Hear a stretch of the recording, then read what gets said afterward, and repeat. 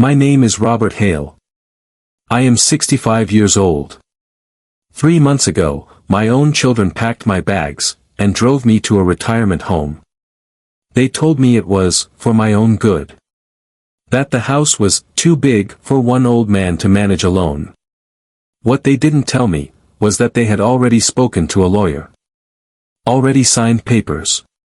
Already listed my house for sale. They thought I was just a tired old widower. Someone who wouldn't notice. Someone who wouldn't fight back. They were wrong. To understand why they were so wrong, you need to know where I came from.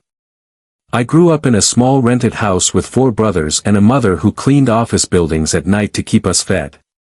We didn't have much. What we had, we earned the hard way. By the time I was 19, I was pouring concrete for other men's dreams, foundations for houses I could never afford to live in. I remember standing on a job site one summer, soaked in sweat, watching the site foreman drive off in a car worth more than everything my family owned combined. I told myself that day, not out of bitterness, but out of quiet determination, that one day, I would build something of my own. Something nobody could take from me. It took 11 years of saving, failing, and starting over. My first company folded after 18 months. My second one barely survived a recession that wiped out half the contractors in the state. But the third one, Hale Construction and Development, that one held. Slowly, brick by brick, contract by contract, it grew. I met Margaret during those hard years, back when I had nothing but a beat-up truck and a stack of unpaid invoices. Our first apartment together had no heating in the winter, and we used to sleep in our coats, laughing about it instead of complaining. She used to say, "Robert, we're not poor. We're just early." I never forgot that. There was one winter, our second year of marriage, when the business nearly collapsed. I came home one night and told her I didn't know if I could keep going. She didn't say a word. She just took out a jar from the cupboard, years of spare change she'd been saving without telling me, and put it on the table. "Then we start again tomorrow," she said. Together. That jar of coins covered payroll for 2 employees that month. I never forgot that either. By the time my children were born, the company had 30 employees. By the time they were teenagers, it had 300. And by the time they were adults, starting their own lives, Hale Construction had quietly folded into something much bigger, a holding company with stakes in logistics, real estate, and manufacturing across 4 states. I never told them any of this. Not because I was ashamed. Because I didn't want it to change how they saw me. I had grown up around men who worshipped their fathers' wallets and resented the men themselves. I didn't want that. I wanted my children to love Robert Hale, not Robert Hale's bank account. So I stayed quiet. I drove an old truck. I wore the same 3 flannel shirts on rotation for a decade. I let them believe I was simply a retired site manager, living comfortably but modestly on a pension. My son David used to say, "Dad never made anything of himself. He worked some boring old job his whole life." My daughter Claire would laugh along. "He probably has nothing saved. That's why we have to take care of him now." Take care of me. That's what they called it. My youngest, Michael, never talked that way. Michael was different, quieter, more observant. He used to sit with me in the garage on weekends while I tinkered with old tools, not saying much, just being there.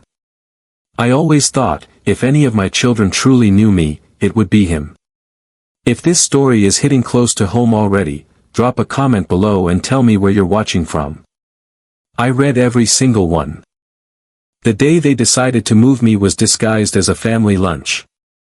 Claire made my favorite pot roast. David brought a bottle of wine I didn't recognize the label of. For a moment, sitting at that table, I let myself believe it was simply a nice afternoon with my children. Then David cleared his throat and said the words I'd been dreading for months. "Dad, we've been talking. About the house. About you being here alone." I already knew where it was going. I let them speak. I let them lay out their concerns, my age, my isolation, the size of the house, the cost of upkeep. I let them present Sunset Meadows assisted living as though it were a gift they were giving me, rather than a decision they had already made without me. I asked only one question. Have you already looked at places? The silence that followed told me everything. 2 weeks later, moving trucks were parked in my driveway. That first night at Sunset Meadows, I sat alone on the edge of a bed that wasn't mine, in a room that smelled like antiseptic in someone else's life. The walls were a pale beige. The window looked out onto a parking lot instead of the garden I'd spent 30 years cultivating. I unpacked my bag slowly. At the bottom, wrapped in an old shirt, was a photo of my late wife, Margaret, from our 30th anniversary. She'd been gone 6 years by then, but some nights, it still felt like 6 days. I held that photo for a long time. Then I whispered her name, the way I used to when I couldn't sleep. They don't know, Maggie, I said to the photo. They don't know any of it. And I don't know if I want them to find out this way. Down the hall, I could hear another resident's television playing an old game show, the laugh track echoing through thin walls. Somewhere further off, someone was crying softly. I later learned her name was Dorothy, 91 years old, no visitors in over a year. For the first time in 40 years. I felt truly alone. But loneliness, I've learned, has a strange way of clarifying things. Lying there that first night, I understood something with total certainty. My children hadn't just misjudged my finances. They had misjudged me entirely. And somewhere in that realization, quiet resolve began to take root. The day they drove me to Sunset Meadows, David handed the keys to a real estate agent standing in my driveway. He didn't even look back at me as I was helped into the car that would take me away. I watched through the rear window as my house, the house where I'd raised 3 children, buried a wife, and built a quiet, private life, grew smaller behind us. I sat in that small room they gave me, and I smiled. Because they had never once asked whose name was actually on the deed to that house. You see, 20 years ago, long before any of this, I had transferred the property, quietly, through my lawyer, with no fanfare, into a family trust. A trust one control. A trust tied to the company I built. The company now worth over $260 million. My children didn't sell my house. They sold a house that was never legally theirs to sell. What David didn't know, what none of them knew, was this: to even attempt the sale, someone had drawn up a power of attorney with my signature on it. A signature I never gave, on a document I never saw, filed by a real estate attorney David had hired without ever consulting me. I don't know to this day whether David understood what he was doing was fraud, or whether he simply trusted the wrong person to handle the paperwork. Either way, the wheels were already in motion before anyone thought to check whether the paperwork was real. The title company's final review caught it 3 days before closing, a mismatch buried in the notarization records, a signature that didn't match banking documents from 12 years prior. The sale never actually closed. The buyers, a young couple expecting their first child, walked away confused and frustrated. The real estate agent panicked, fearing liability. And David had no idea any of it had unraveled, because as far as he knew, the deal was already done, the money already promised, the house already gone. For 3 weeks, nothing happened. David went about his life as though the sale had gone through. He even mentioned to a coworker that he was finally getting some breathing room financially. He had no idea that 200 miles away, at a title company office, my name, my real financial identity, had just triggered a fraud investigation. Then came the call. David got a message from his supervisor that Mr. Harrington, the CEO of Harrington Logistics, the company David had spent 6 years trying to climb the ladder at, missing 2 promotions along the way, wanted to see him personally. Not his supervisor. Him. David told his wife it was probably about a project he'd pitched the month before. He wore his best shirt that day. He practiced what he'd say in the elevator mirror. He walked into that office excited. He thought it was a promotion. It wasn't. If you're enjoying this twist so far, hit that like button right now. It genuinely helps this channel grow, and I want to keep bringing you stories like this. Mr. Harrington's office was on the top floor, floor-to-ceiling windows overlooking the city. David told me, much later, that he remembered thinking the view was beautiful right up until the moment everything changed. Mr. Harrington didn't waste time with small talk. He slid a folder across the desk.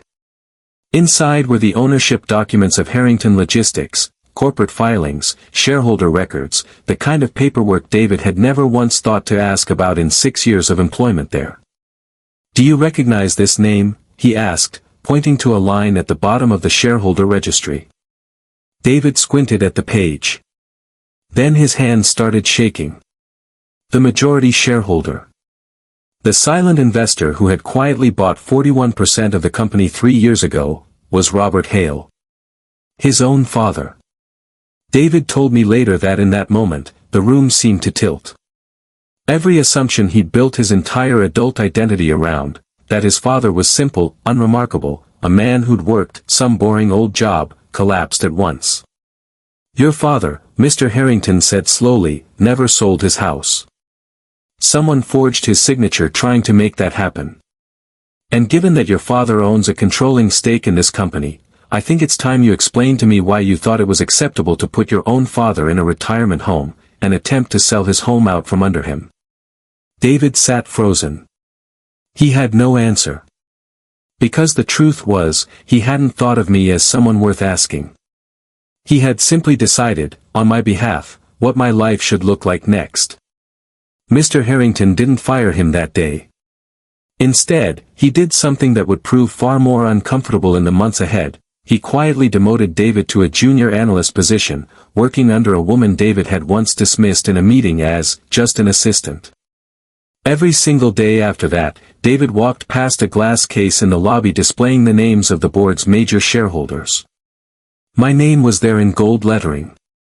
That evening, David drove home in silence, the radio off, his hands tight on the wheel. He told me later it was the longest drive of his life. He kept replaying every comment he'd made about me over the years, every eye roll at family dinners, every dismissive joke to his friends about his washed-up father. He sat in his driveway for almost 20 minutes before he could bring himself to go inside, unsure of how to explain to his own wife what had just happened, unsure of how to explain it to himself. That same week, I asked all 3 of my children to come to the house. My house. Still mine. Claire arrived first, tense and pale. What David didn't know, what none of them knew, was that Claire had lost her job at the marketing firm 2 months earlier. She'd been too proud to tell anyone, quietly applying to positions late at night after her own children were asleep, and secretly counting on her share of the house sale to cover the gap until she found something new. "Dad? I thought this was sold," she said, standing awkwardly in the doorway of the home she'd assumed she'd never see again. "It never was," I said. "Sit down."